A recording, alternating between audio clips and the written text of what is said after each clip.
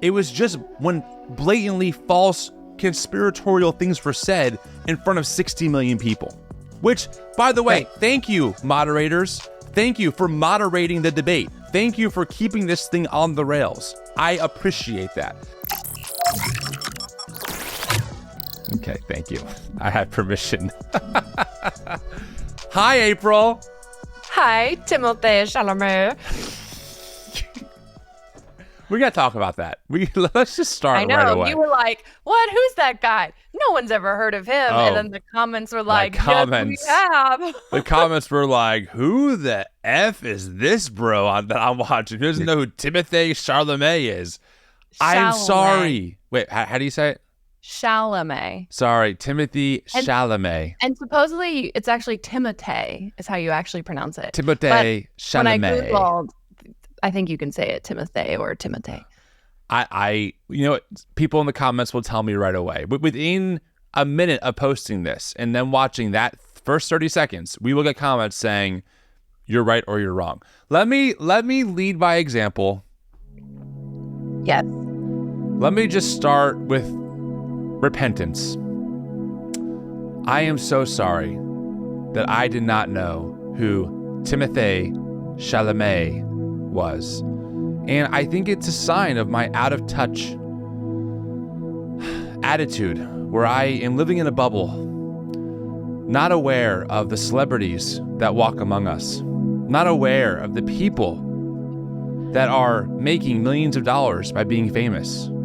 I repent for dehumanizing those people by ignoring them and having absolutely no context for who they are. I repent. We almost need a new segment where I just ask you if you've heard of some famous person and see if you have or not. Yeah. Well, okay, hold on. I have a famous story, though. Did you see the news about Bon Jovi? No, what news? My man Bon Jovi, by the way, a Jersey native, by the way, in my parents' high school yearbook. Oh yeah. He talked a woman off of a bridge from jumping. Oh, yes, cool. In Nashville, Tennessee. Like, there's a little video and everything. Let me see if I can grab it. We can see it. Good for him. It was like really powerful. I'm like, this is amazing. Let me see if I can find the video here. It was on social media somewhere, but anyway, yeah. I mean, I'm not sure if I can grab it in time. Let's see. Oh, what's this? Okay,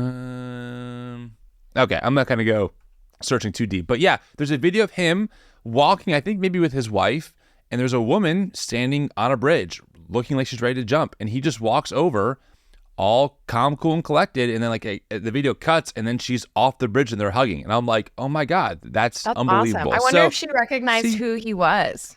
I'm probably in that moment. That's not what you're thinking. I would imagine most likely she knew who she was. Or knew who he was. I don't know, but yeah, cool. Good for him. It was really powerful. I know, right? So see, there's some good news. I do know celebrities for changing her mind. Yeah, I'm really happy for that woman that she's still here. That's amazing. So see, there you go, April. Good celebrity news. I know who John Bon Jovi is. Right. I think you struggled with young famous people, like that people really that became famous in the last decade. That hurts me so deeply because you're right. Like it's a weird thing where my celebrities are like Bible nerds and certain musicians like Flamey Grant, right? People that like most folks have never heard of, who I'm like, oh my gosh, I love them. So, and also I've always been kind of out of like the Hollywood in the know my whole life, right? I mean, I grew up in the evangelical bubble. I got into the hardcore music scene. That was never my thing, besides like some of the big names or people that were closer to my age. But now that I'm 36, I'm really, it's happened. The thing has happened. But I don't think it's an age thing because I am also 36. Oh, right. Well, I'm sorry. I know. Let me rephrase. It is. I think it's a combination of my personal age, who I've always been, and the work I do, right? Yeah. Most of my day is not spent knowing anything about pop culture.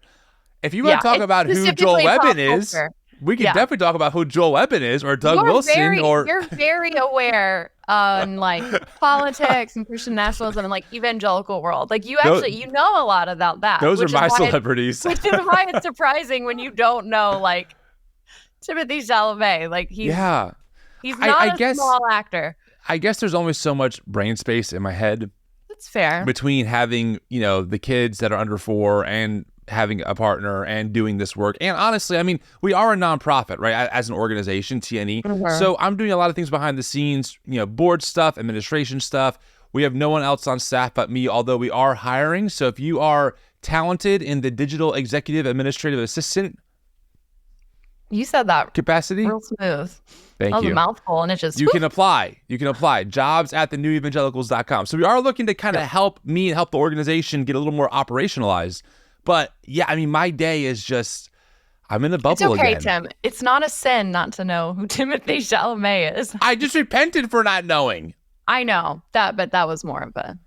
I don't think you're going to lose your salvation. I just feel guilty. I feel terrible for being out of the know. Well, I'm sorry. I will work to get you more cultured. Thank you. Yes, please get me more cultured, please. Like I said, if you want to know who William Wolfe is, I'm your man. If you want to know who Timothée Chalamet is, April's your person. Sorry, what did I say? Charlemagne. There's no R. I'm bad with names. If we couldn't tell, okay? Yeah. Timothée Chalamet. I repent. Are we good Forgiven. now? Yes. Okay. Thank you. Oh, wait. Run the stinger thing.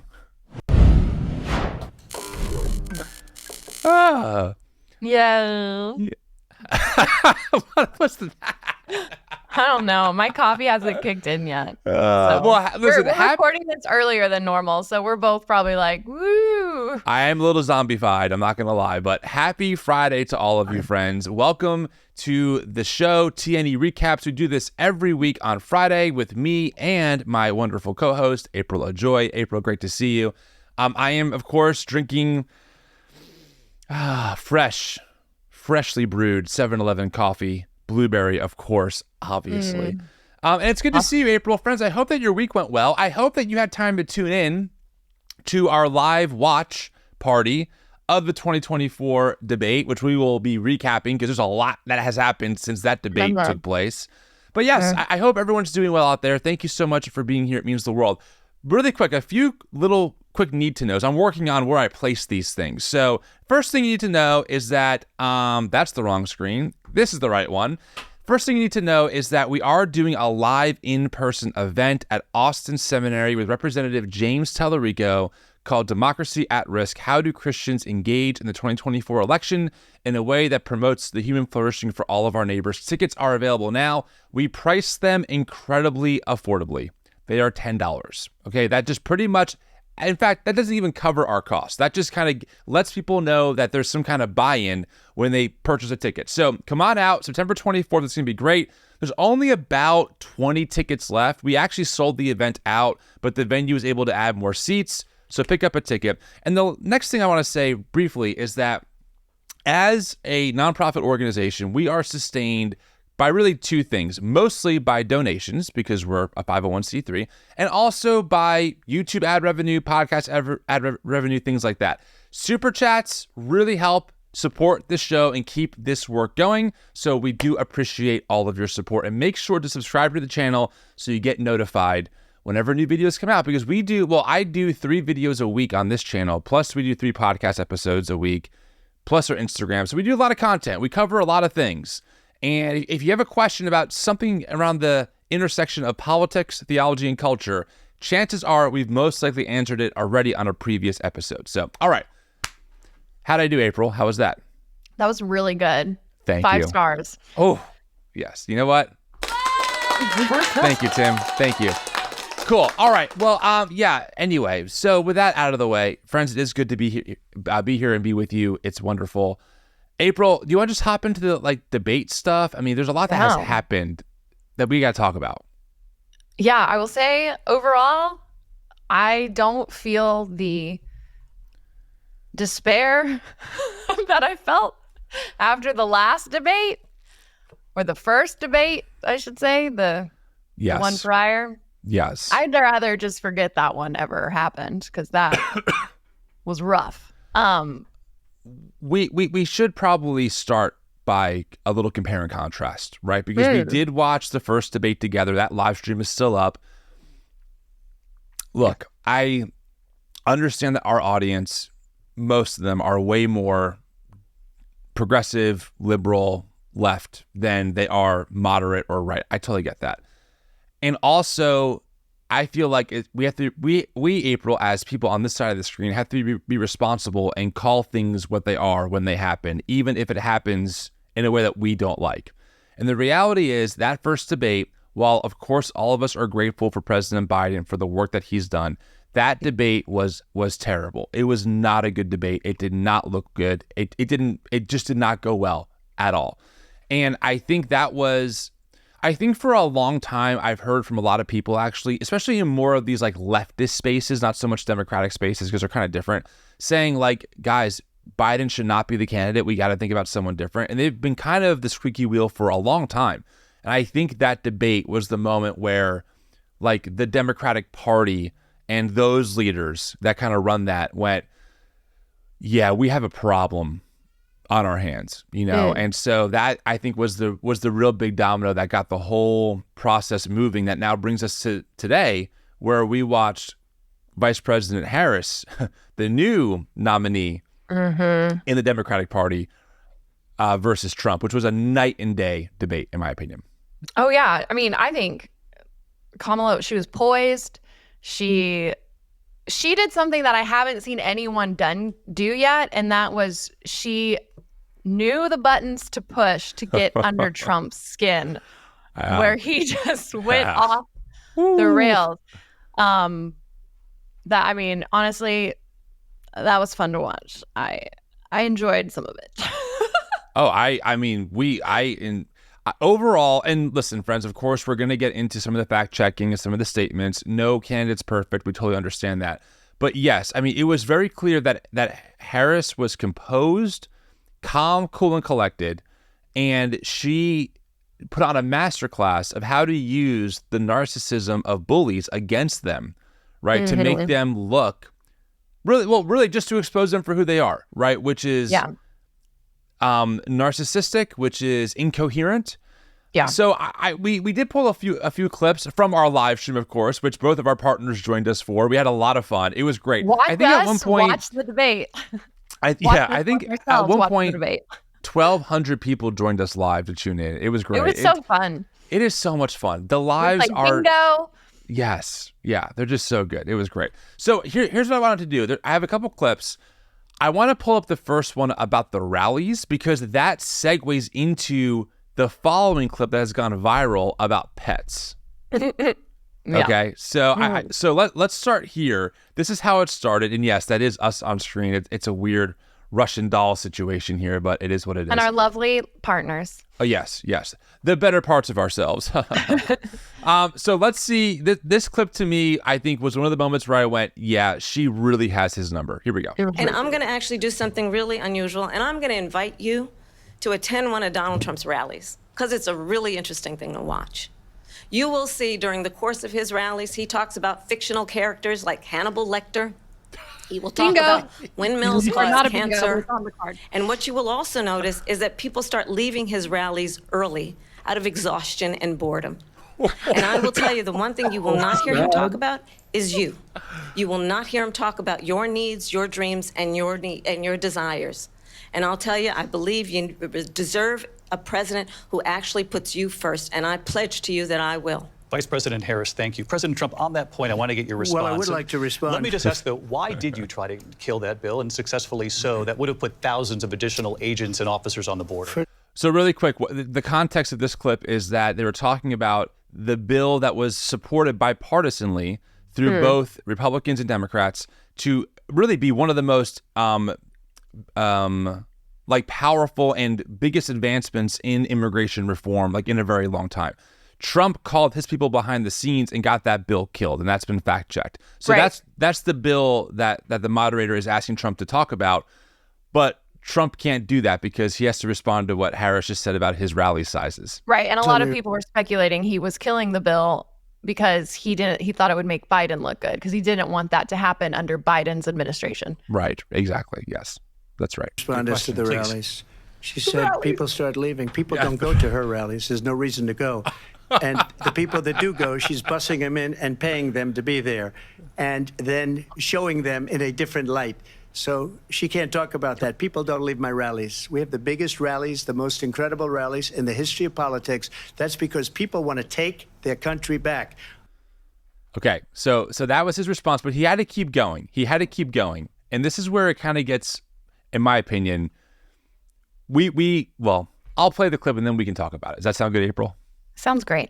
All right, here we go. Our country is being lost. We're a failing nation. And it happened 3.5 years ago. And what's going on here, you're going to end up in World War III, just to go into another subject. What they have done to our country by allowing these millions and millions of people to come into our country, and look at what's happening to the towns all over the United States. And a lot of towns don't want to talk. It's not going to be Aurora or Springfield. A lot of towns don't want to talk about it because they're so embarrassed by it.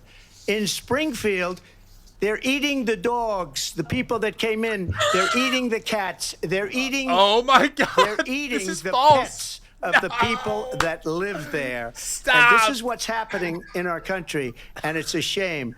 As far as rallies are concerned, as far as the reason they go is they like what I say. They Back want to to rallies. bring our country back. They want to make America great again. It's a very simple phrase: make America great again.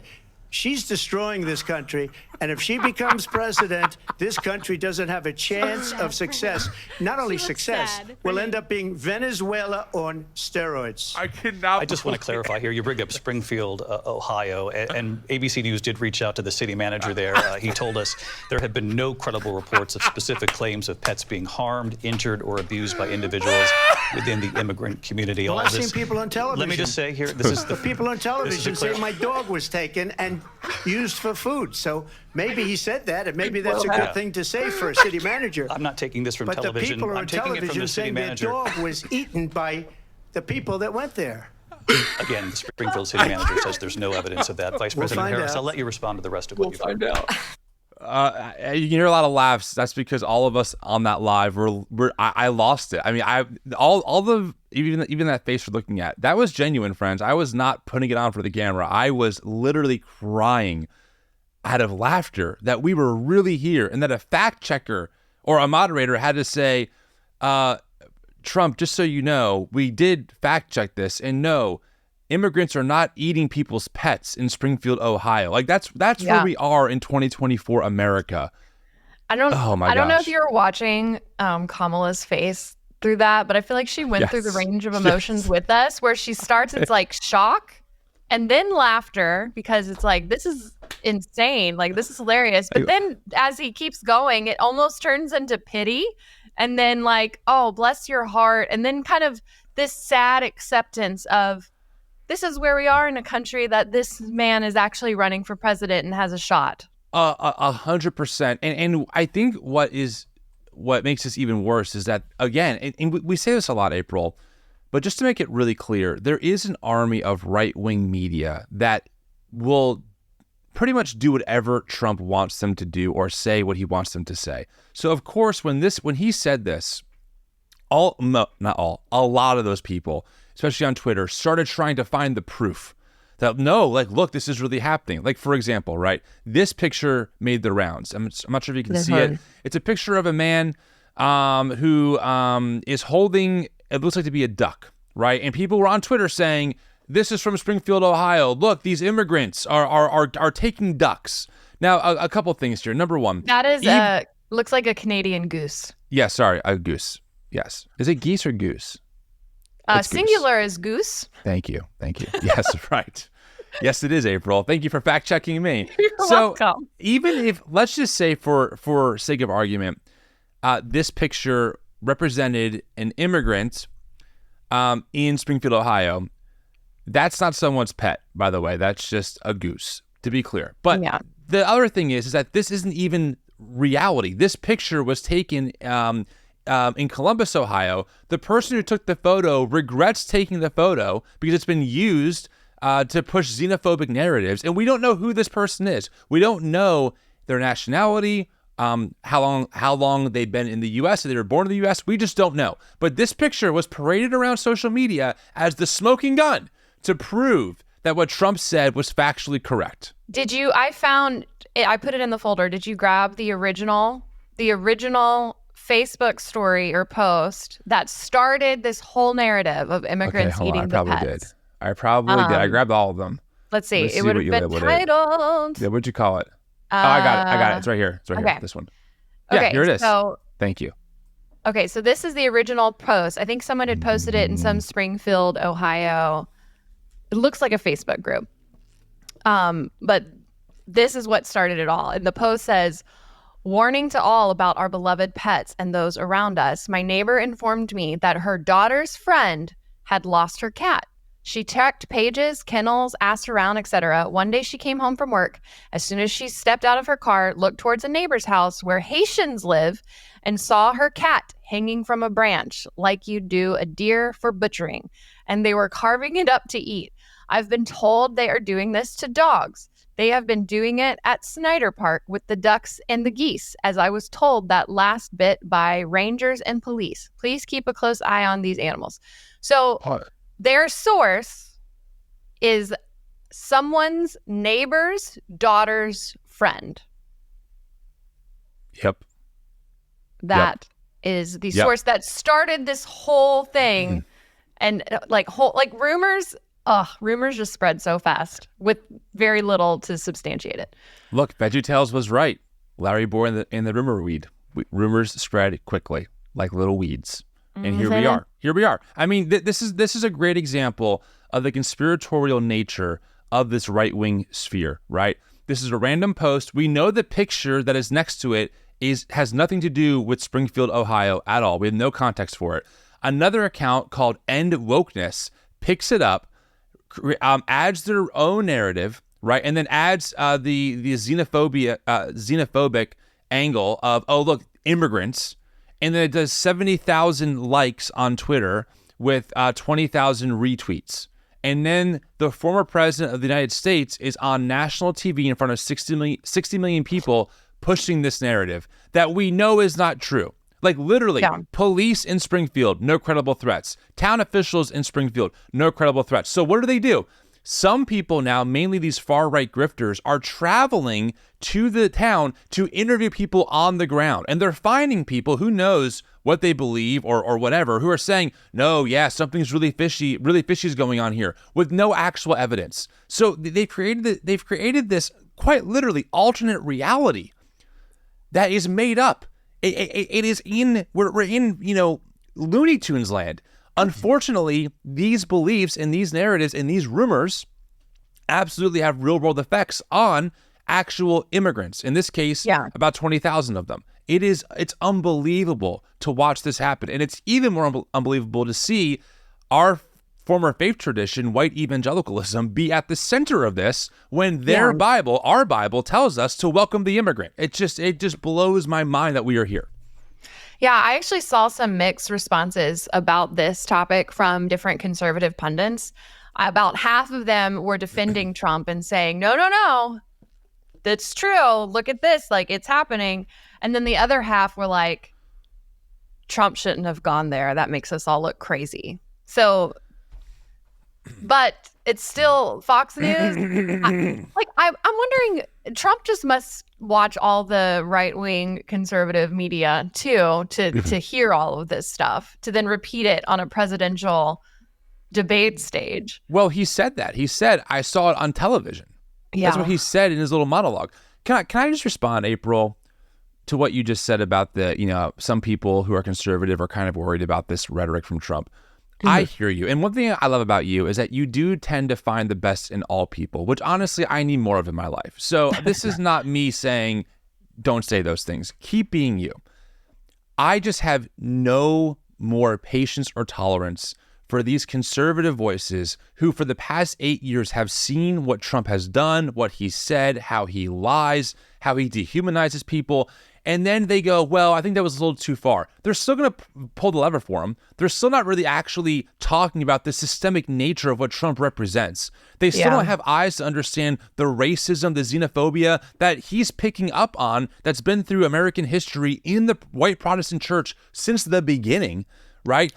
These people almost make me the most infuriated because they try and pretend that somehow they really want to love their neighbor well. Somehow they really actually care about immigrants sometimes.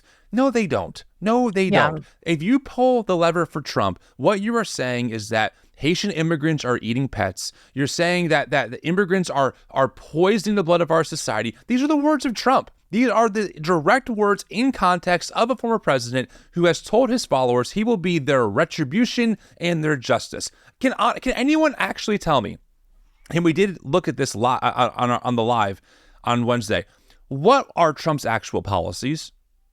Like, besides deporting all immigrants and making America great again, what's his plan to make wages more livable, like, for people to get paid a livable wage? What's his plan to actually reduce healthcare costs? What's his plan that would actually keep billionaires maybe a little more in check? Because if you actually look since Reagan, the wealth gap has exploded because, shocker alert, trickle-down economics don't work. What is his plan for actual border reform? Does anyone actually know? What's his plan for mass pollution happening at the hands of a few dozen companies?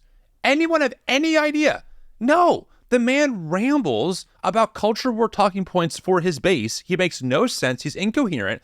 And somehow, according to the most recent polling from Pew, 82% of white evangelicals as of August 2024 are voting for this man. I'm over it. Was it 81% in 2020? The polling I saw was in exit polls was 80%. Okay, so it's gone up. How has it gone up? Oh my gosh. One way you could argue it is that white evangelicalism as a group is shrinking. So there's that, A lot of people like ourselves who would not be counted as white evangelical anymore, or who are voting differently, most likely, et cetera. There could be that dynamic. Trump, but yeah. Well, I mean, me either. I never did either, but yeah. Anyway, sorry, I'm ranty. I know it's a little early, but I'm just so fed up with this. It's crazy. I want to know. I saw an article in Reuters report that they did a. Hold on, here it is. They asked 10 undecided voters, but they had 10 undecided voters that watched the debate. Going into it, they said they were undecided, and after they watched it, it said that 6 of the 10 now said that they were leaning towards voting for Trump.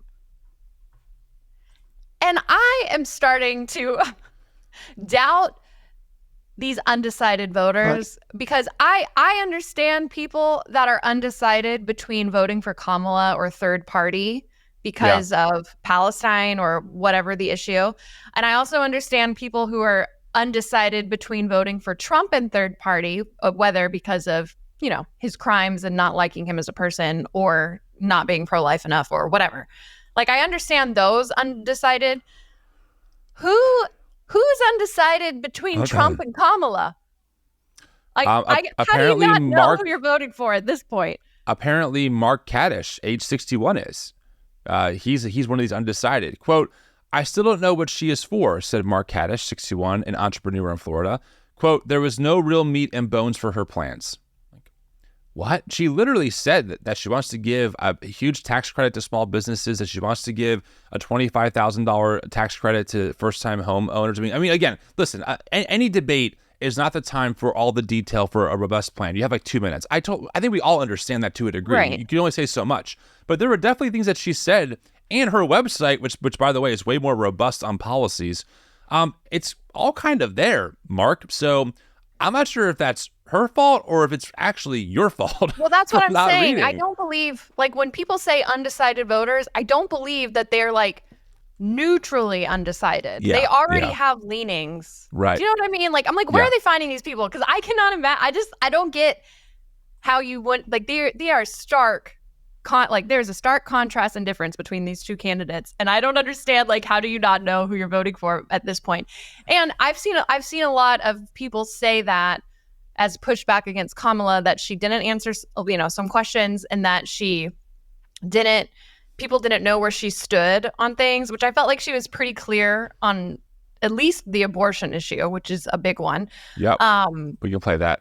But I was gonna say that when you're debating someone like Trump, I feel like the priority is almost to fact check his extreme claims, because for a lot of conservative people, this might be their only FaceTime with Kamala, with someone that will actually fact check Trump and with someone that would actually call Trump out.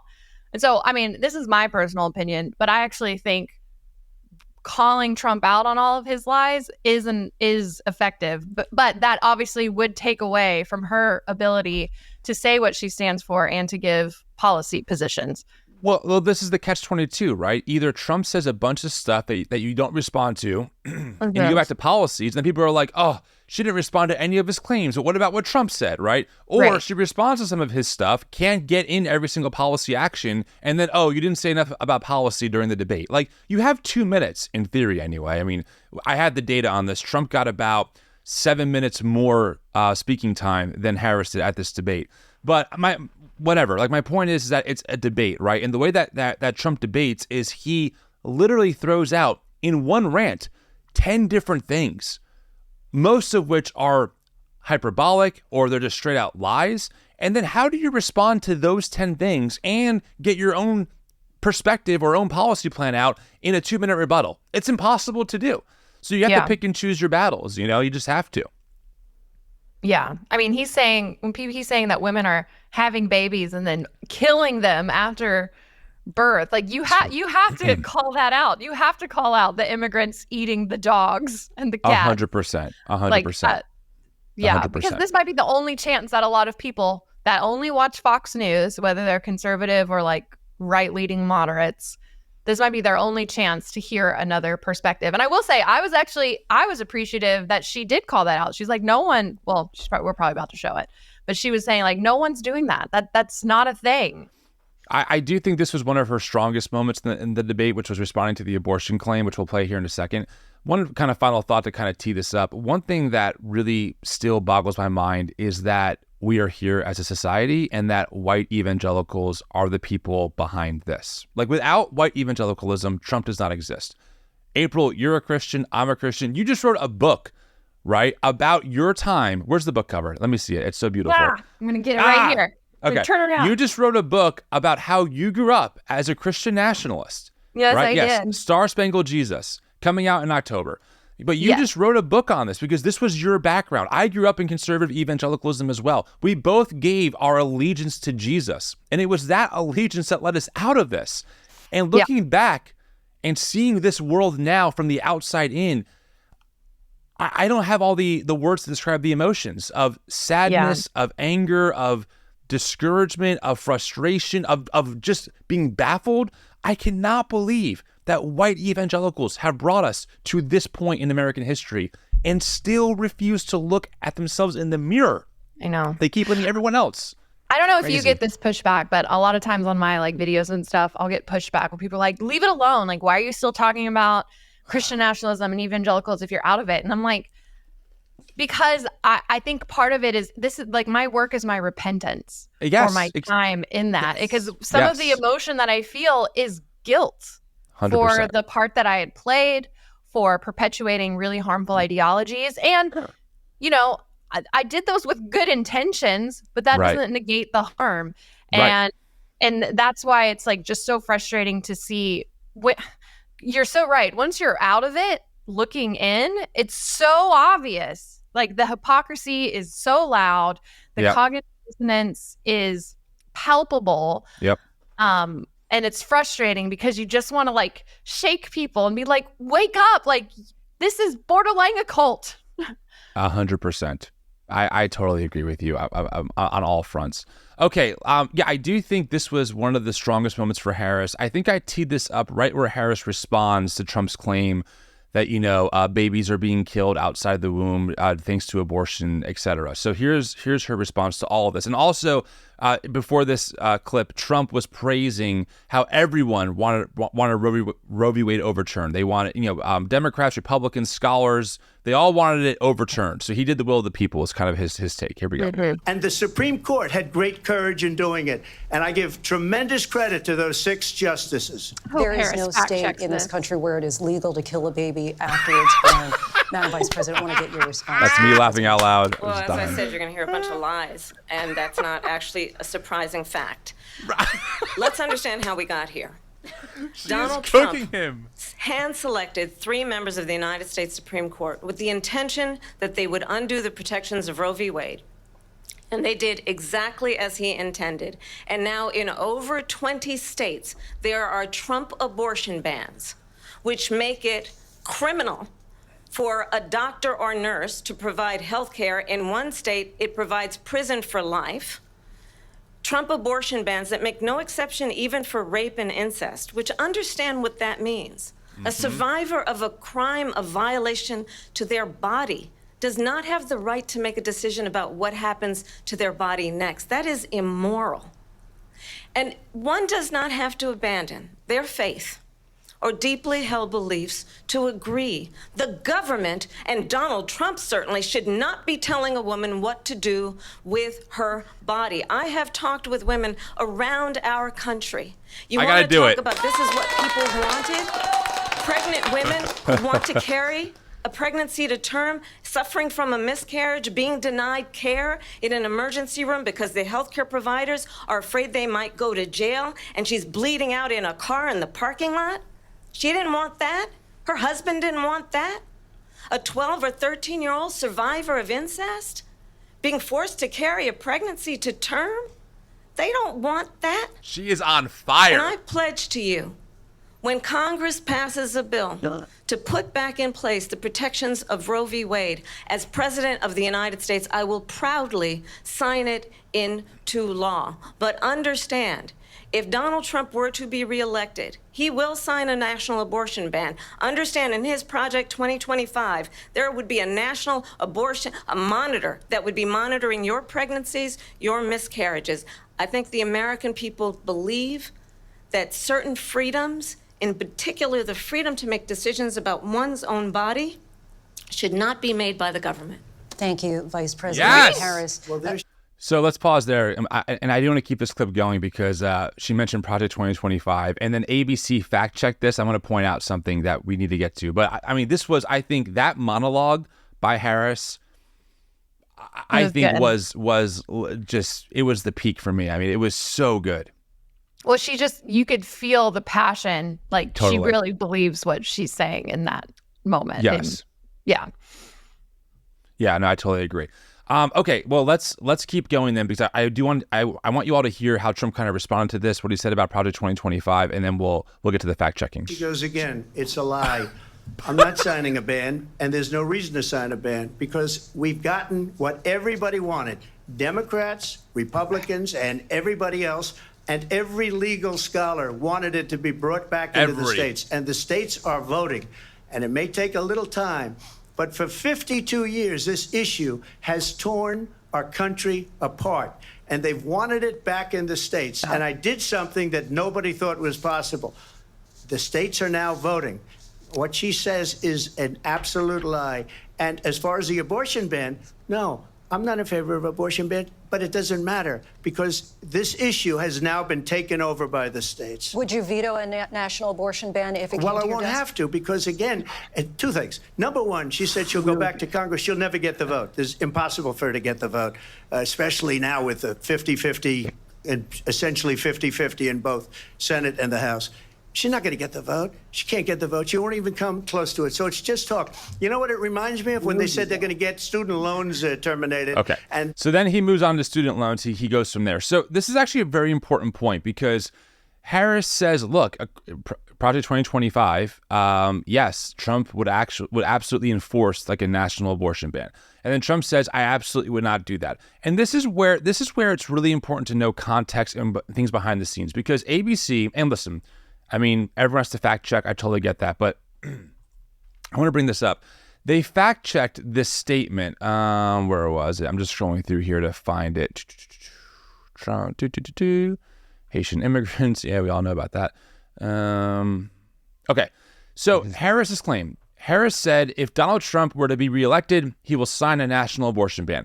Fact checked. False. Okay. And then they go on to say, I'll just read it for the podcast audience. Trump has said he has, quote, no regrets in selecting the Supreme Court justices who overturned the constitutional right to an abortion. But he also repeatedly has promised that if elected, he will not sign a federal abortion ban into law and will leave the issue up to the states. One open question this year had been whether he would enforce the Comstock Act, an 1873 law that prohibits mailing materials used in abortions. Okay, that's good enough for now. So thank you, April. I'm still waking up a little bit. But yes, so here's the thing, though. Here's the thing. Here's why both can be true at the same time, but not really. First off, Trump can definitely say that he doesn't support a national abortion ban. He might even say that he would not sign one. Two things on this. Number one, Trump's a liar. We know this. I mean, Trump is a proven liar. Trump will say whatever he needs to say to get elected, and we know this.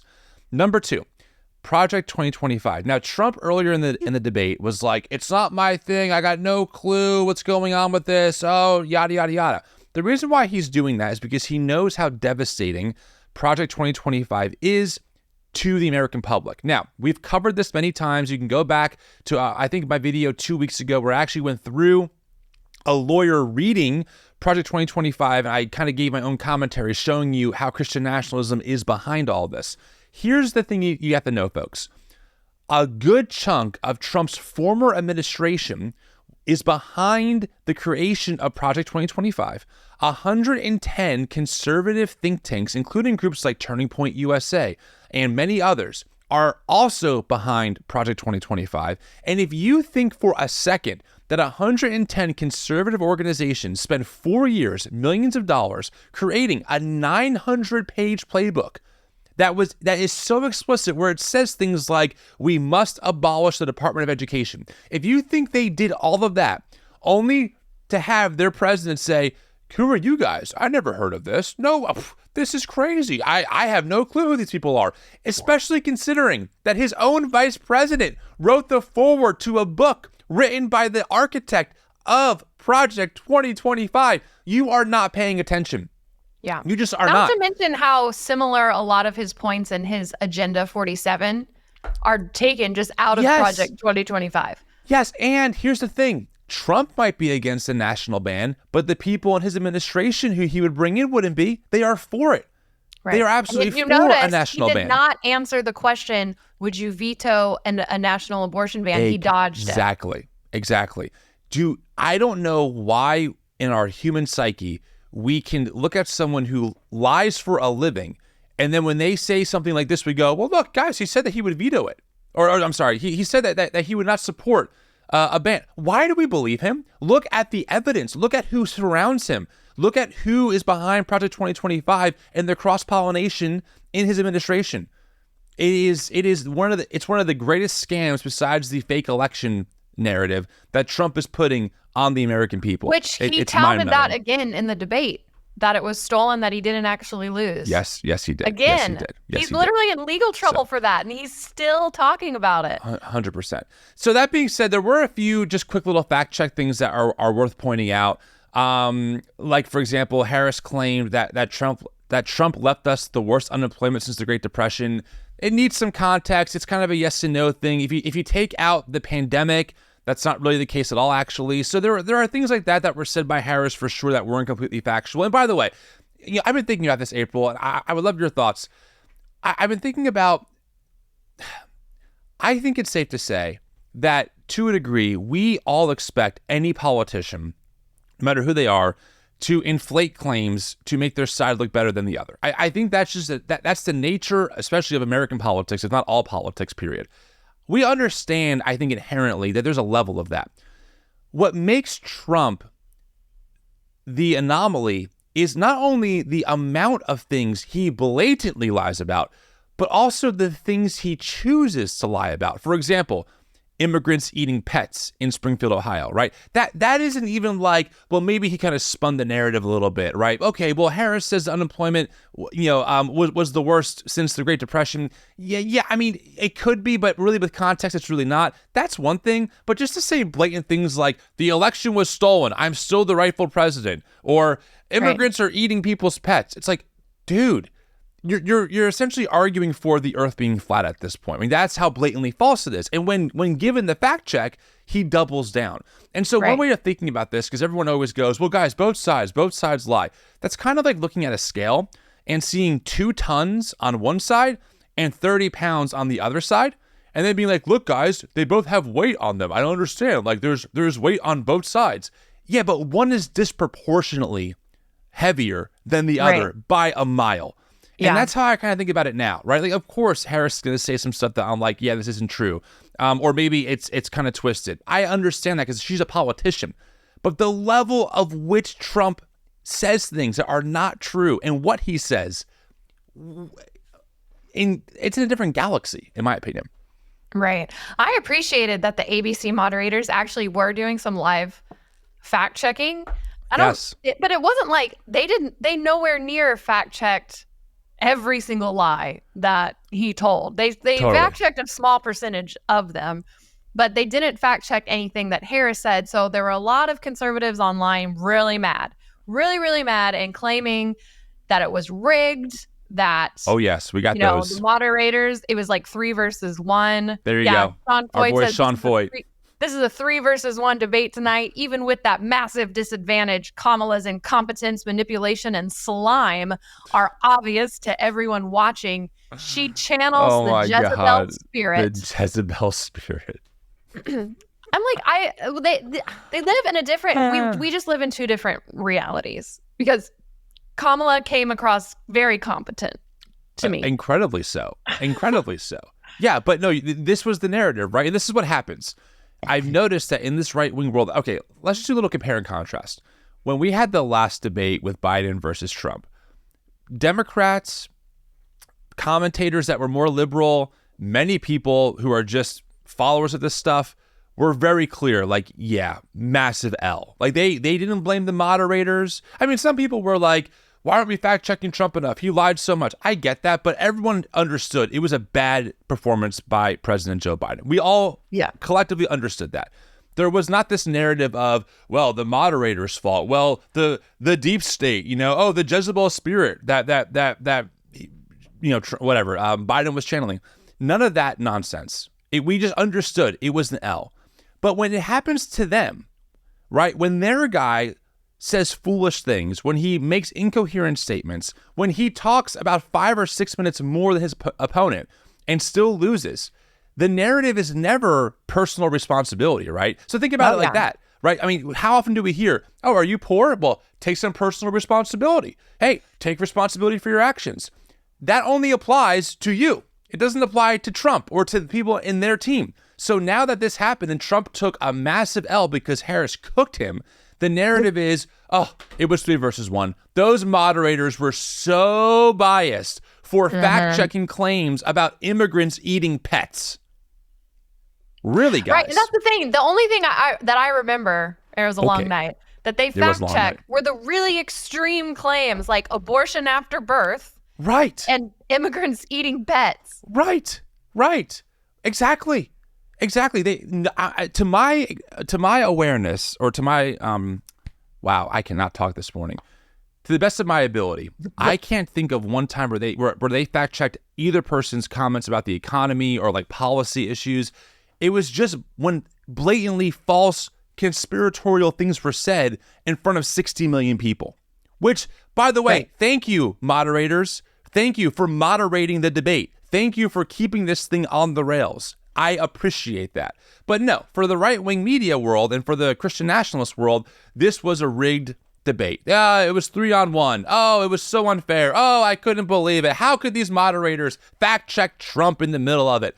Maybe because your guy says the craziest stuff that we've ever heard from a national politician in our lifetime. Maybe that's why. Right. Like, I think I would have liked to see them push back on Harris a little bit, especially when she talked about Israel and Gaza. But then you had Trump come in who was making Kamala out to be this like radical Marxist, anti-Semitic person.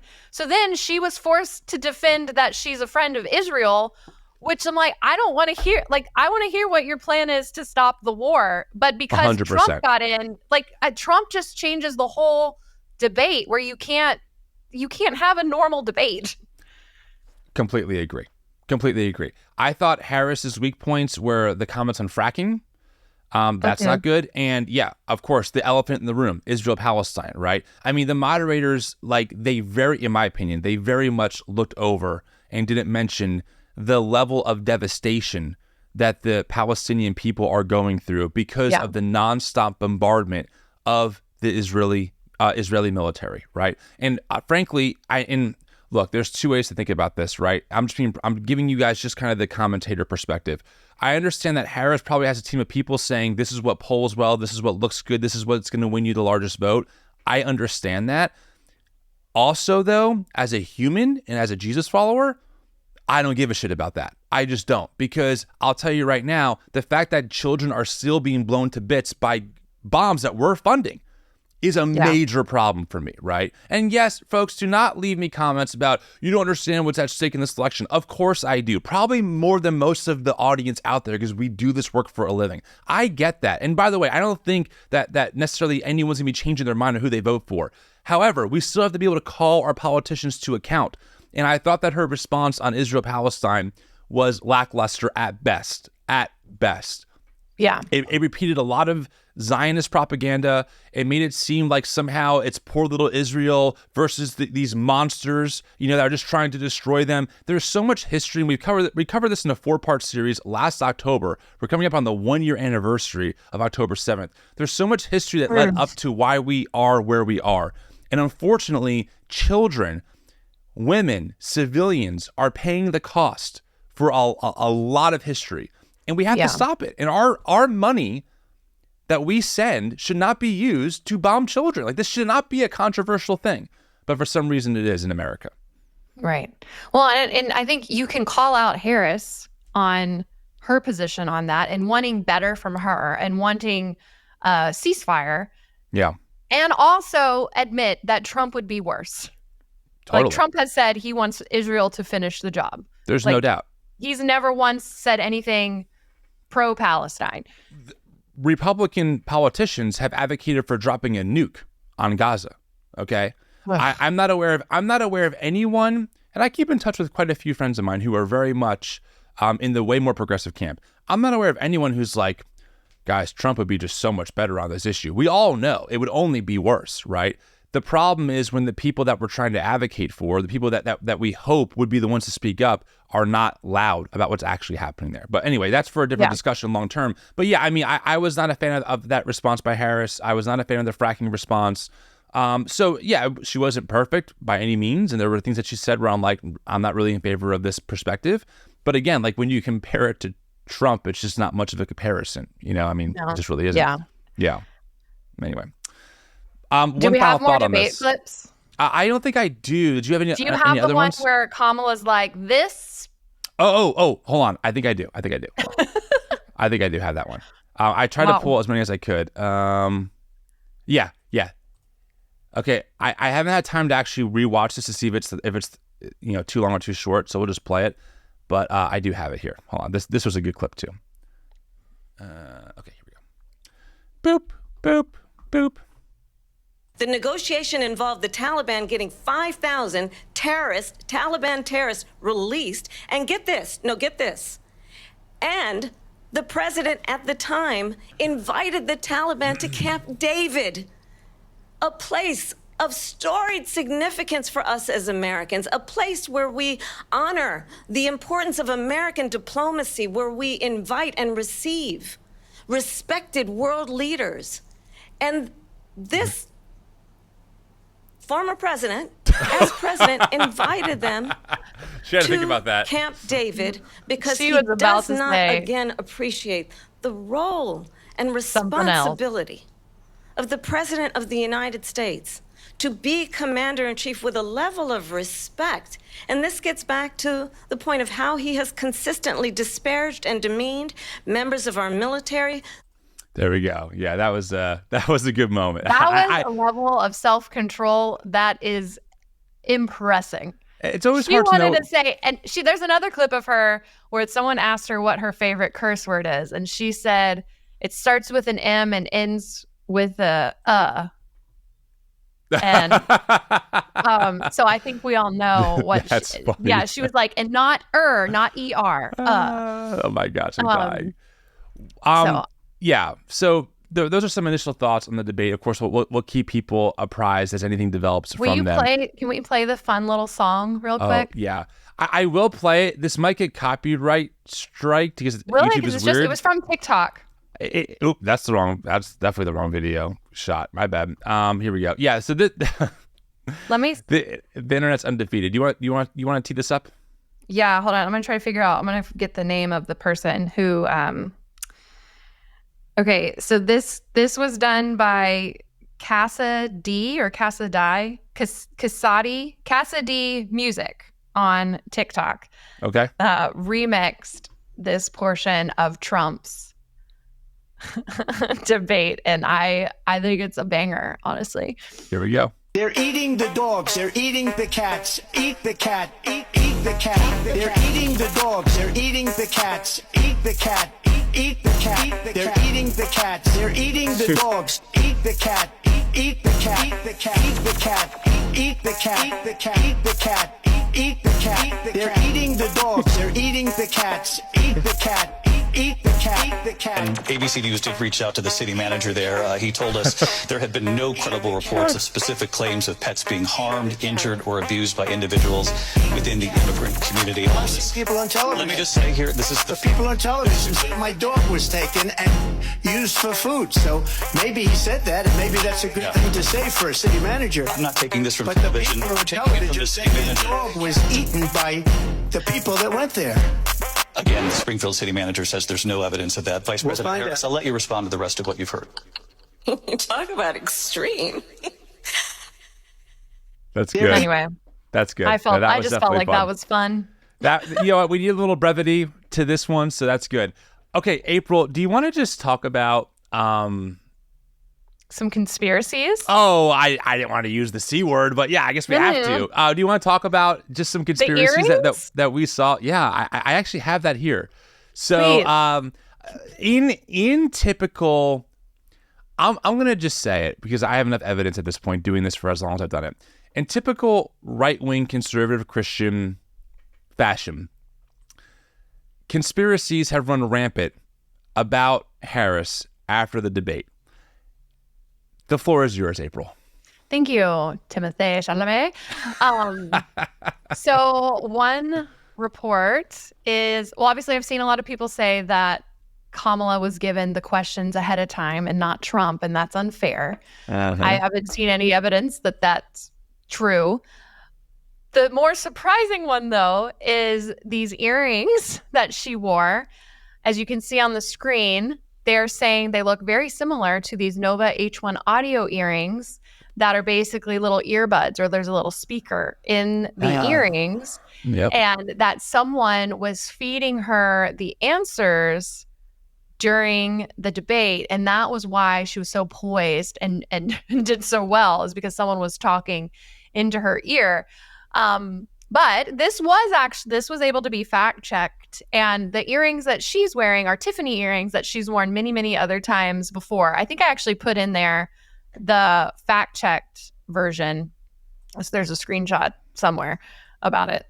I probably need to label them better. Let's see. Look up. Which one? Anyway. It's been debunked, but people are spreading it everywhere anyway and saying that Kamala cheated. There was someone that had posted an image even of they had Obama in the background with the headset on, that it was Barack Obama feeding her the answers. Hold on, this one here is good. There you go. Another example. Oh yeah, you're busted, you cheat. Yeah, you're busted. Why are we here in America? Like, why are we here? How did we get here? There are so many conspiracies. This is a good one. How about this one? Her name. Oh yeah, someone else is saying, so her middle name is, I think you pronounce it Debbie. That's my guess. But that basically it means devil. It's just missing an L, and that because that's her middle name. Yeah. This person's called her Kamala. I mean Kamala Devil. I mean Debbie. I'm on to you. It's just there are so many different levels. I mean, here's another one from Lance Wallnow, who we've totally covered many times. Do you want to read this tweet? I mean, it just is unbelievable to see how these folks view the world. It's unbelievable. Yeah. So Lance Wallnow, I'm pretty sure he's openly Christian nationalist. Oh, he's the Seven Mountain Mandate architect. Yeah. Like he developed the Seven Mountain Mandate. Yeah. So he says, when I say witchcraft, I am talking about what happened tonight, talking about the debate. Occult-empowered deception, manipulation, and domination. That's what ABC pulled off as moderators, and Kamala's script handlers set up the kill box. One-sided questions and fact-checking sealed the box. Witchcraft. It's not over yet, but something supernatural needs to disrupt this counterfeit momentum because the same public that voted in Obama is voting again, and her deception is advancing.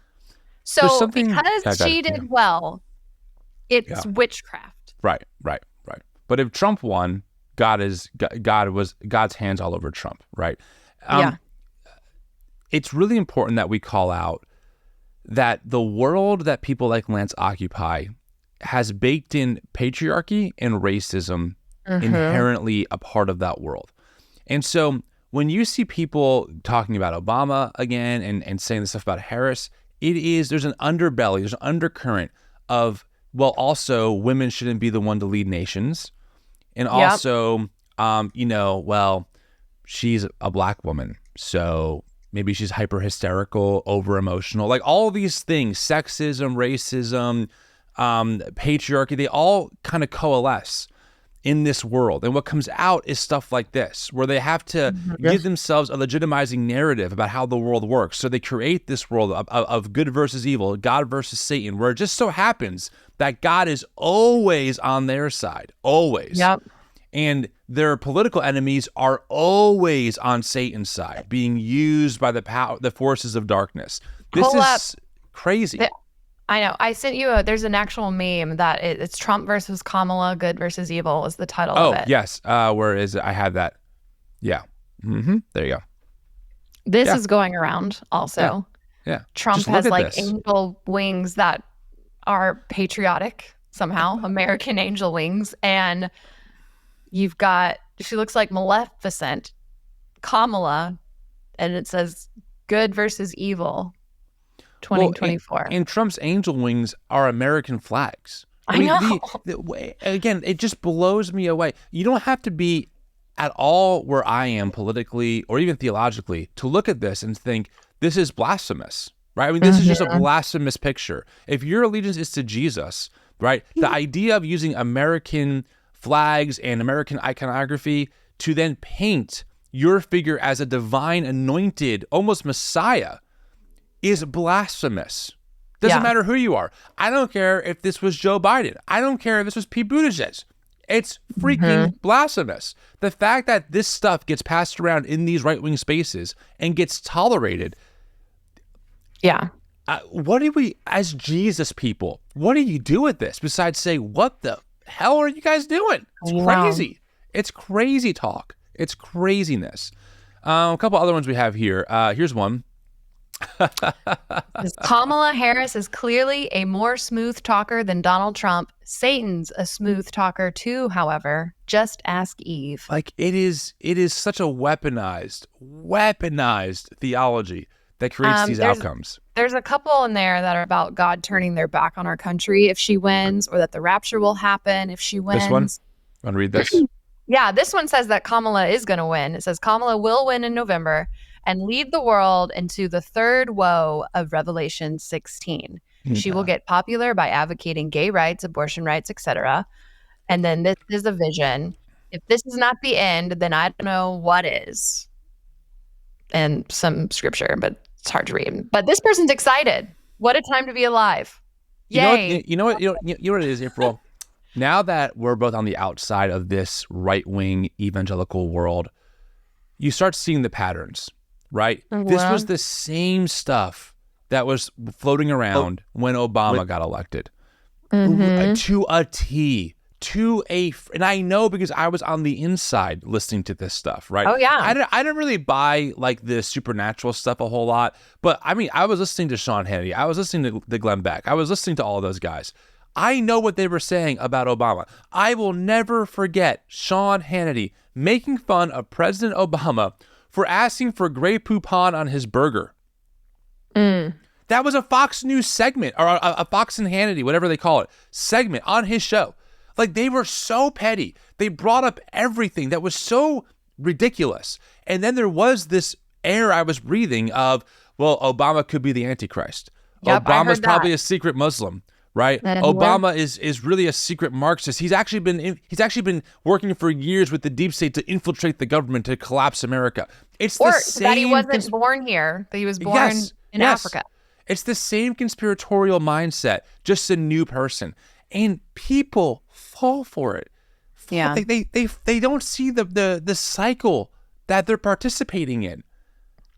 Yeah. Wow. No wonder why so many people are deconstructing. I mean, can you blame us? Can you blame us for looking at that shit and being like, yeah, I'm out, dude. I am out of whatever this thing is. Like, I'm it's out. It's interesting that first, like, there's been some conservatives I've seen that have been bothered or called out Trump talking about the eating of the pets, that was extreme, that makes them look crazy. It's interesting that they have enough self-awareness to know that there are certain things about their beliefs that look crazy to, quote unquote, normal people, but not enough self-awareness to question those beliefs themselves of like, why does this make us seem crazy? Like, is it crazy?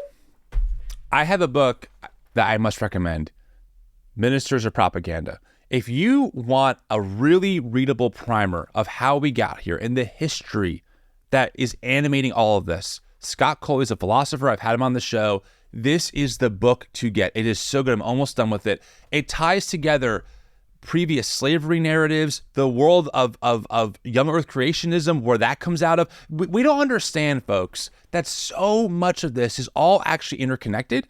And a lot of the history of these things that we're seeing now, whether it's young earth creation, this idea of the Antichrist, whatever else, actually come at the root from blatantly racist Protestant/evangelical narratives about the world, using the Bible as the support for this. You don't see it that it's not that obvious unless you know what to look for and you know the history. But once you know the history, it is blatant. It is blatant, and we are still in this cycle. White evangelicalism is still in the cycle, steeped in racism, misogyny, xenophobia, homophobia, etc. And it comes from somewhere. This is not born in a vacuum. There's a long legacy here. And man, it just is discouraging to know that my faith tradition, which radicalized me for Jesus, I mean, I do this work now because of how I grew up, to see it take an even farther right turn and take over the Republican Party to the point where at the RNC, Mitt Romney wasn't there, Paul Ryan wasn't there, Bush wasn't there, to the point where a freaking warmonger, Dick Cheney, is embracing Harris. What? Yeah. What? That's I don't like that at all. Like, no, thank you, Cheney. Yeah, please go back, you stinking warmongerer. Like, absolutely not. But I'm just saying, like, that's how far the party has drifted so quickly, right? It's unbelievable to me. And yet, it is the white evangelical ethos that animates the majority of what we're seeing today with Trump and that whole world of conspiratorial thinking. It's so discouraging. Yes. What do you think? Any thoughts on that? No, I definitely agree. It's discouraging because it's hard to put your mind back into that place, because it's not only oppressive for other people. Like, you're not only actively oppressing minority and marginalized groups, but it's an oppressive ideology for yourself too. You're constantly looking for Satan around every corner. You constantly think every American election could potentially bring on the end times. It's, not being aware of every thought that you have. Is this thought a sin? Is this action a sin? But it's also so judgmental. And at the same time, you're not looking at yourself and you're judging all these other groups of people. I honestly, I feel bad for a lot of people that are still in that world because it's not fun. It's not fun to think that Satan is going to come around and destroy your country at any moment. Yep. And like, on one hand, you feel a sense of purpose because you feel like your vote is bigger than you, like you can literally make or break the end of the world at like the biblical end times. So you feel a high sense of calling in that regard. Yeah. But also where's the fun and the love and the be able to like live in the here and now? There's just so much fear in that world. You're scared. Like a lot of people genuinely believe that Kamala is possessed by a demon, has a Jezebel spirit in her, and that if she gets in the White House, that God, there's a post I gave you that said this too. I don't remember which one it is, but that if Kamala wins, God will turn his back on the country. And that there's this belief that as long as America is a Christian nation, got it. This one. Yeah. This one says, the more I watch and read about Kamala Harris and the amount of people who back her, I am disgusted and sickened of what I see. If she wins, I believe God will turn his back on this nation for good. As close as we are to the rapture and what Revelations say will happen to all nations, I kind of expect her to win. We all need to be ready and seriously pray for this nation and all who are in control that they all turn to Christ and repent. Like, I believe that this woman, she genuinely believes that. She's terrified of the fact that if Kamala gets in, that's the end times. God turns his back on America. Yep. My dad wrote a book called America Say Jesus, that I also wrote a song about and sang on the Jim Baker Show. It's all in my book. But anyway, he wrote a book because we genuinely believed this, that if Christians in America didn't define her God, if Americans didn't define her God, which is Jesus, like the whole point was to get people to start saying Jesus in national prayers instead of God. And that if we did not define Jesus as our God, as a country, that God would lift the veil of protection that he had over our country and America would experience bloodshed. And we believed that. People still believe that the reason why elections are so important is because God has supernaturally blessed America through all of our wars. That's how we were founded as a country. And that if for some reason we keep going down this path of decadence and unrighteousness and immorality, that God's going to turn his back and we will no longer be a superpower. And it's just, you have to also, I think one thing you don't realize too, to keep this Christian nationalist worldview, which is so intertwined with regular American evangelicalism that a lot of people don't realize they're espousing nationalism. Totally. But to keep that worldview, you also have to believe in American exceptionalism, because you can't believe at any point that America was the bad guy, because then you have to reconcile, well, God might have been the bad guy because America, we slaughtered thousands and thousands of people, but God was blessing us through that. So you have to contort it in your brain to make that good. Yep. And that's 100%. the cognitive dissonance you have to constantly be holding.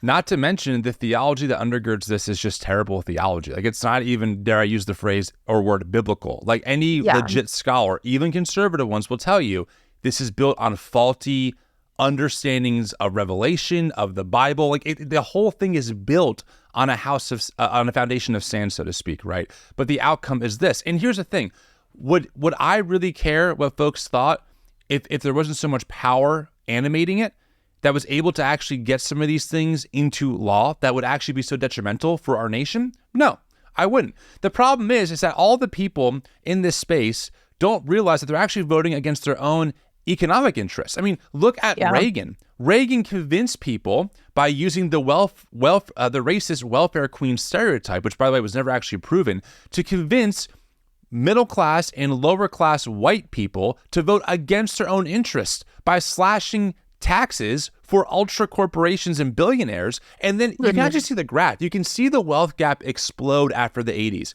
It has not gone back down. It is. You want to know why people can't afford to take care of their kids, or they have to work 2 jobs, or they're in healthcare debt? Look at what Reagan economics did to the country, right? They actually vote against their own interests that would actually promote their human flourishing. It is. Yeah. It's again. It's just. It is unfathomable to witness, frankly. But yes, I'm with you, April, on all of this. It's sad, and it makes me angry. It makes me sad and frustrated, like all the emotions. 100%. 100%. I mean, this. How else? I mean, I know we're real negative today on our own tradition, but it's loaded with conspiratorial thinking. They use the language of truth while actually promoting lies. They claim that their conspiracies are the actual reality of the world, despite it being provably not the case. And then when they're given evidence that would change their mind, they instead double down and say, no, you're a Jezebel. No, you're demonic. No, this is witchcraft, right? So it's not even like we're talking about a group or a culture that wants to actually think about their beliefs critically and re-examine and change their mind if needed. No, it's about maintaining their dogma. It's about maintaining their worldview, right? And so, and unfortunately, there's a $1 billion+ evangelical industry between movies, music, theology, church resources, whatever, that keep all that going, right? They build that house and they keep it going. So it is just very difficult to witness. And I just think as Christians, we have a real obligation to push back against this and offer people a better option, a better path forward in our faith that's rooted in love, justice, inclusivity, that actually cares about science and does its best to care about data. And of course, most importantly, that cares about democracy and the well-being of all of our neighbors, right? Yeah. So I just think that's where we're at. And this debate was a good example of just what happens when people with conspiratorial mindsets get a man who has no values, who has no integrity, who will say whatever he has to say to get elected, and then does, right? I know. And now here we are, 2024. I know. And I wanted to tell you too, I meant to send this to you and I forgot because I saw it later, but Eric Metaxas. No, don't say it. The earring conspiracy and said, breaking, Kamala cheated. Send me that because I'm going live with Trip Fuller today actually to talk about about it's not my thing's not loading.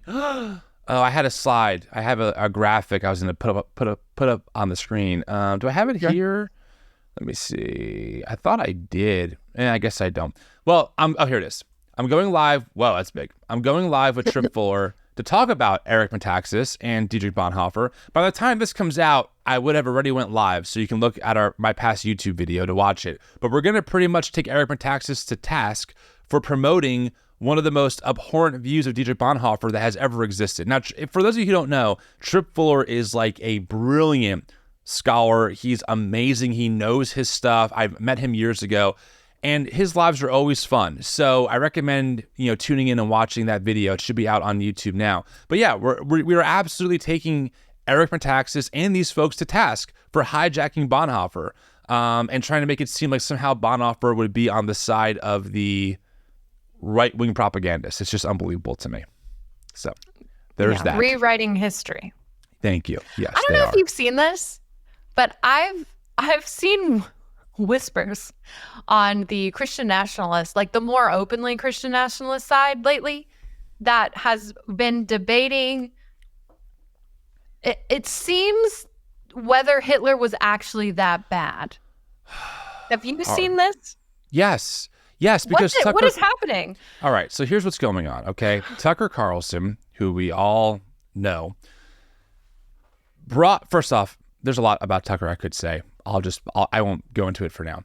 Tucker Carlson recently on his show on X, thanks to Elon Musk, brought on a so-called historian who is actually a Nazi sympathizer, talking about the true history of World War II that is so controversial that no one wants you to know. Essentially, his name is Darryl Cooper. He essentially promoted and espoused Nazi talking points for an hour and a half while Tucker went on, whoa, really? Wow. Oh, I had no idea. Hey, I'm just asking questions, guys. Just asking questions. I mean, it was literally like that. Do I have the tweet? Where did I would have saved it. I screenshotted it. I want to show you guys a tweet from this guest that he had on that will really prove the point. Now, this person has since deleted the tweet, thank God, but when you see it, you'll understand. Okay, here, I got it. Let me pull it up on the screen. Boom. And can I do it like this? Let's see. Yeah, okay. So here's the tweet. The tweet is, this guy, Daryl Cooper, tweets under the handle Martyr Made. He says, this may be putting it too crudely for some, but the picture on the left was infinitely preferable in virtually every way than the one on the right. The picture on the left is Hitler and his Nazi regime walking through Paris with the Eiffel Tower behind them. The picture on the right is the drag queen event that happened at the opening of the Paris Olympics. So he's saying that a Nazi regime is infinitely preferable in virtually every way than to having drag queens on a stage doing a performance during the opening ceremony of the Olympics. That's who Tucker Carlson had on his podcast. What? He also said that Churchill was probably the bad guy. He downplayed the Holocaust. I saw that narrative too. I was like, what is happening? April, we could start a whole new segment on this. This is what is beneath the surface of this right-wing world. It's always been there. Now it's just bubbling up because thanks to Trump, right, taking that lid off everything, these people have visibility like none other. Like none other. Doug Wilson, a man who co-wrote a book with a white supremacist in 2003, all right, about slavery. I think it's called Slavery as It Was, okay, where he downplayed the radical dehumanization of slavery, was on Tucker's show a couple months ago talking about Christian nationalism. I mean, this is why I'm always saying, wake up. Like, it's right there. If you are a moderate evangelical listening to this or watching this, and you think you would have been on the side of MLK and on the side of the abolitionists, and you're not calling out the absolute abhorrent shit that is coming out of the world of far-right media, you're lying to yourself. Yeah. You are absolutely lying to yourself about where you would be and what side you'd be on in the 60s, in the 50s, in the 19th century, you're lying to yourself because it's happening again. It's happening again. Right. It just is. And so yes, this is a real thing. That Tucker Carlson went on tour with Russell Brand, who's now a Christian, said a prayer to Jesus, and conservatives are like, wow, Russell Brand really converted. What are we doing? You don't hang out with Nazi sympathizers and call it Christian. I'm sorry. Well, I mean, you could, but I would say it's very antichrist, to put it mildly. That is one thing that I think is really frustrating about American evangelicalism in general, but especially Christian nationalism, is that, and when I was in it, we could forgive the most heinous of sins. Yep. As long as that person said the sinner's prayer. Yep.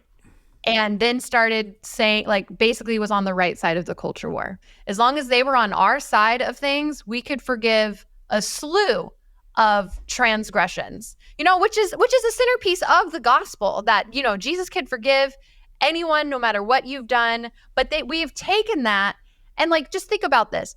People will say, oh my gosh, I don't know if you remember, but when that Jeffrey Dahmer Netflix show came out, there were a lot of evangelicals talking about the scandal of grace and how great it was that Jeffrey Dahmer was in heaven now because he got saved in jail, and that Jesus can, the dude ate people.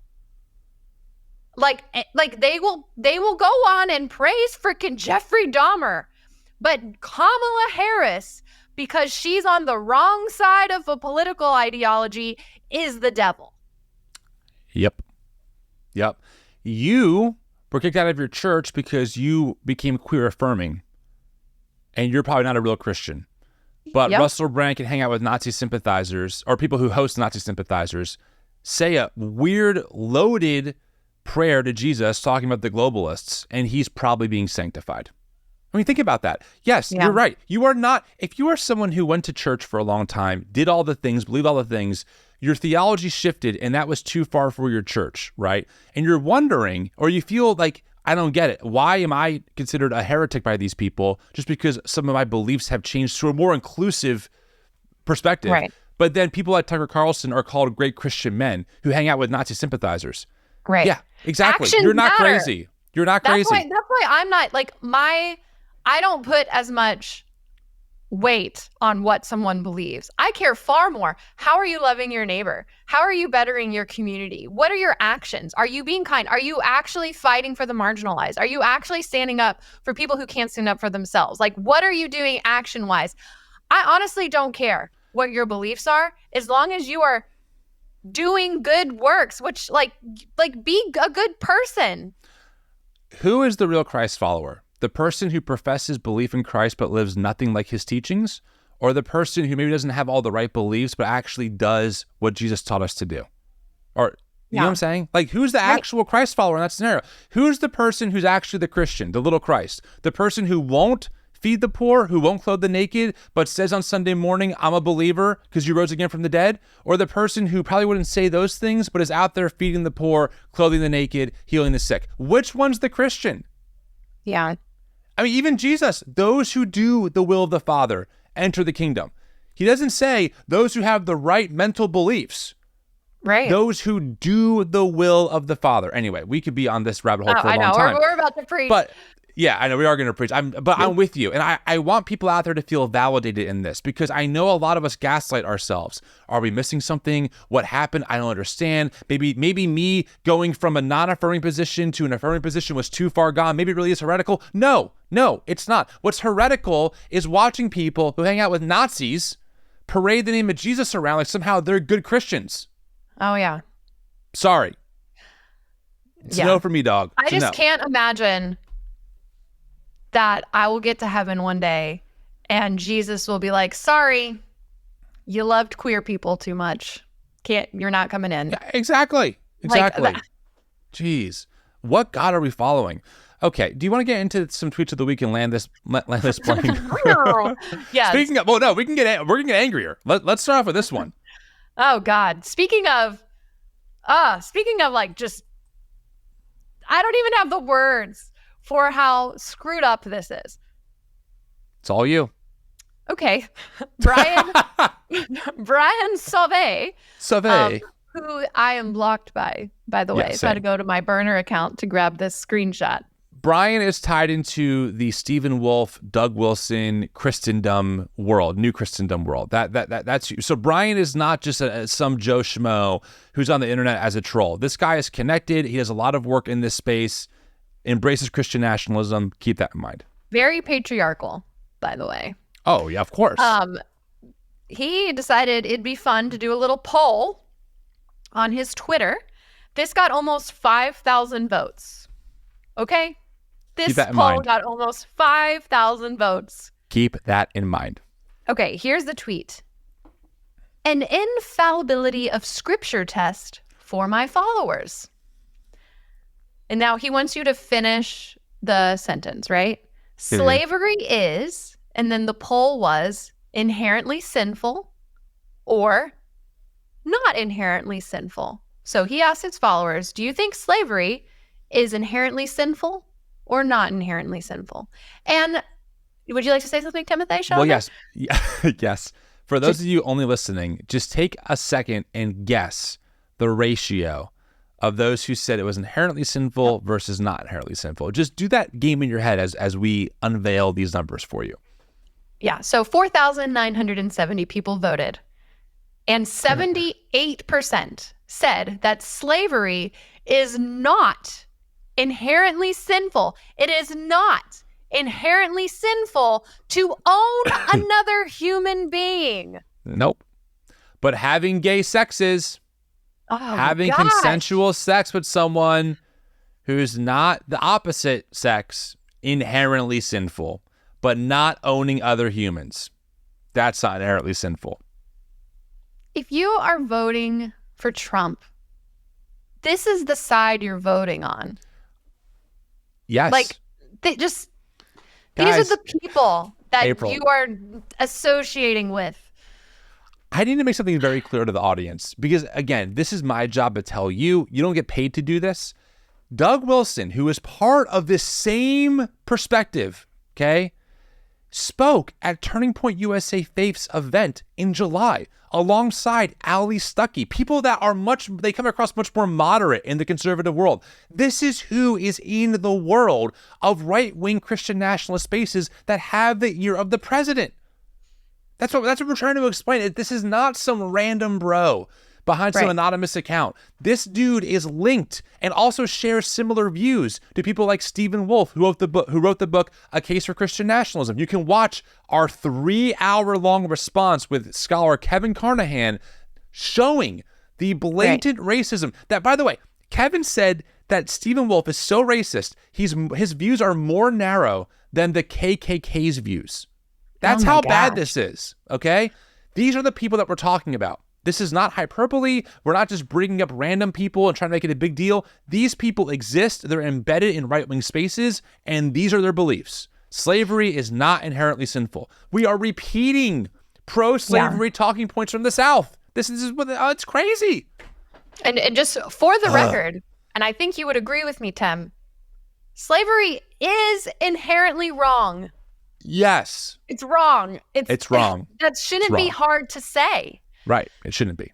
So, well, that's 1 out of 3. Let's see. Number 2. Oh, here's a good one. Started off with a doozy. Is this right? Yeah. Yeah, here you go. This is just Mark Driscoll saying that a child, in parentheses, or a liberal, thinks someone should take care of me. A man thinks I should take care of someone. He's such a joke. I'm sorry. Tell me, Mark posted a picture of him and JD Vance. Tell me, Mark, who is Trump trying to take care of? Does this mean he's in favor for stay-at-home dads? Yeah, so they can take care of their children? Right. Enough is and notice how he just equated liberals with being a child. It's propaganda. These people are not serious. That's the whole welfare narrative that liberals just want handouts, which is not true. Not true. By the way, there was a stat that came out, I think during the Reagan time, where they said that if all the social welfare programs were stopped and given to the middle class, it would increase their wealth by 0.38%. It's not all this wealth is being sucked up to take care of people at the bottom. What's happening is wealth is being sucked up from the top, away from all of us, for our labor and work. I mean, Jesus, it's insane. Again, it just maybe I'm extra spicy today. I don't know. It is mind-numbing that people like Mark have the platforms that they have, given who they are in these spaces. He was canceled, and he got another platform. Go back and listen to the Rise and Fall of Mars Hill if you want a refresher how abusive he is, and yet he's got a platform back. 40 of his own elders wrote a letter saying this man's not fit to pastor. He now has 700,000 Instagram followers and hangs out with Christian nationalists. Again, where's the accountability? I don't recall him ever repenting or saying I'm sorry. No. For the awful things. He refused to look at a woman and talk to a woman, would only talk to her through her husband. He tweeted that he was canceled. It wasn't that bad. I know. He's like, you'll be fine. All right. Oh, yeah, anyway. Sorry, my bad. We're ranting today, another big April. thing that happened right after the debate, Taylor Swift endorsed Kamala Harris. I got it. Nice. Which I think a lot of people were hoping and anticipating she would do. She also, if you want to see it, she posted it on her Instagram. She signed it Taylor Swift, childless cat lady, which I thought was pretty great. Hilarious. But Sean Foyt, who has gone to war with Taylor Swift in the past, I don't know if you remember the video where he said that someone's child had headaches and then they stopped listening to Taylor Swift and their headaches went away. I hate it here. Anyway, there's a lot of speaking of conspiracies, there are a lot of conservative Christians that have a lot of conspiracies around Taylor Swift, that she is a witch, she changes your menstrual cycles, lots of weird things. Anyway, Sean Foyt tweeted this after Taylor Swift endorsed Kamala. To the fake conservatives obsessed with Taylor Swift, she not only just endorsed the most pro-abortion candidate in history, but she did so because of the right to murder innocent babies. It's time for you to grow up and move beyond your obsession with this vile, demonic evil. Okay. They're so dramatic. So dramatic. Dramatic. Not to mention that abortion rates have been declining for decades, and they declined the most sharply through the Obama presidency. And they rose slightly under Trump. And they're going to rise even more since Roe v. Wade was overturned. The national abortion rate went up after Roe v. Wade was overturned, which is why it's so disingenuous. If you're actually wanting to save babies, abortion bans don't work. That's not what saves the most babies. No. They don't care. Again, dogma. They do not care about data. They just don't. And that's what drives me crazy. Oop, I made you bigger. There we go. Here, I'll pull up the slide here. I mean, here you go, friends. It's right here. You know, for those of you watching on YouTube, I had the graph up here that shows they skyrocketed in 73. And then since really 90, right after really when Clinton got in, at the end of Bush, beginning of Clinton, they started dropping precipitously. They slightly rose again when Bush was in, then they kind of platformed off, and then they dropped even more steeply. A ton with Obama. Through Obama. And then they rose slightly through Trump, and they're poised to rise again. And people are saying this because of Roe v. Wade being overturned. Also, again, look at Texas, one of the strictest abortion laws in the U.S. Infant and maternal mortality rates have both risen. So, again, you would think that people who are concerned about truth and who are concerned about data would look at this and say, wow, maybe we're missing something. Maybe we're missing a piece of the puzzle here if this is the data that we have. Instead, they continue to repeat literally Jerry Falwell 1988 level talking points about how Democrats just want to kill children. And the reason why they do is because it's effective, because it does convince their base, right. to vote for the Republican Party. I mean, who wants to be on the side of murdering babies? Right. Nobody wants to be on, no one is on that side. I don't know anyone that's on the side that's just like, oh, I love murdering babies. They act like liberals have abortion punch cards where you just go and get one at your local Starbucks just whenever you want. I get pregnant just for fun, just so I can abort the baby because I get off 5 on abortions, get one free. You know, that's not what's happening here. It's not a thing. No, it's not a thing. But since the 80s, evangelicals have been the reason why Republicans get access to power anywhere. And so they have to do all they can to maintain that. And they do through a very effective network of influencers, of right-wing media people, of church networks that push propaganda all the time. And I stand by this, by the way. I am using that language of propaganda. It is consistent propaganda. And especially since Trump, the propaganda has only risen. The fact that, I'm not sure what the number is today, but the fact that at one point, 73% of white evangelicals thought the election was probably stolen, 73%, should tell you all you need to freaking know about what this group believes and how susceptible they are to blatant lies masquerading as truth. They literally, as the Apostle Paul said, have traded the truth for a lie. Yeah. Congratulations, guys. Good job. I wish that, because they say such extreme things that it's always murder, period, point blank. Yeah. Then you can't have any sort of nuanced conversation about, I think both sides want to lower the abortion rate. No one's bragging about, oh, look how many abortions we had. Right. Most people, at least that I know, we want to lower abortion rates. We disagree on how to do that.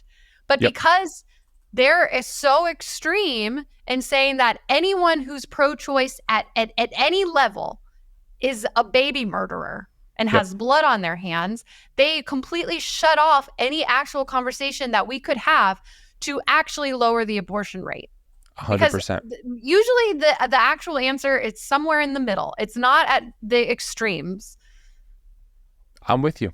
I'm completely with you. I mean, I'm not even sure how much more we can say it, right? It's just, I know. We feel like we're going to be probably talking about this a lot, especially this election season, which, gosh, how far are we away? You know what? We're close. We should take this opportunity to tell everybody to register to vote. Yes. You should. We have been putting a link in every show note, in every description to do that. So you can click on the link right below, register to vote.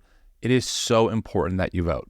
Please I think vote. It's also important, even if you're unsure on president, if you want to do third party or whatever, local elections matter a ton. Yep. That's where a lot of these anti-LGBTQ laws are happening. Yep. Where a lot of the oppression and really strict abortion laws happen at the local level. Yep. So your local elections are super important too. 100%. I agree. April, we did it. We did it. Another recap. Woo. Go us. We should end Friends, that with, they're eating the dogs, eating the cats, eat the cat, eat. That's it in my head. I'm just like, it's kind of a jam, not gonna lie. I mean, the internet remains undefeated, so. Friends, thank you so much for being here. Of course, we read all the comments, good, bad, and the ugly. So make sure you leave one below. Let me know your thoughts on this, and we will talk to you all next time. Have a great weekend.